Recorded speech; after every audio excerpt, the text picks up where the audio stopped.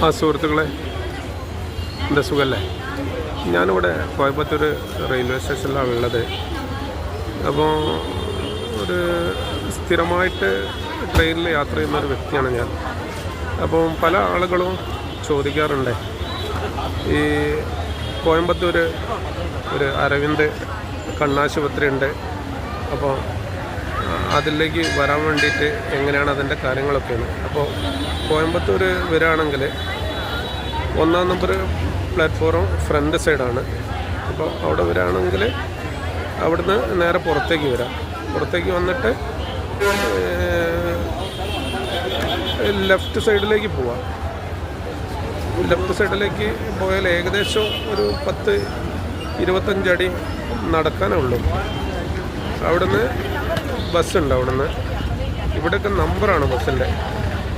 90-ാം നമ്പറുണ്ട്, 44 അങ്ങനെയുള്ള ബസ്സുകളാണ്. അപ്പോൾ ഏകദേശം ഒരു 10 കിലോമീറ്ററാണ്. അതിൻ്റെ ഫ്രണ്ട് തന്നെ പോയിട്ട് ഇറങ്ങാൻ പറ്റും. വേറെ കാര്യമായിട്ട് ബുദ്ധിമുട്ടൊന്നും ഉണ്ടാവില്ല.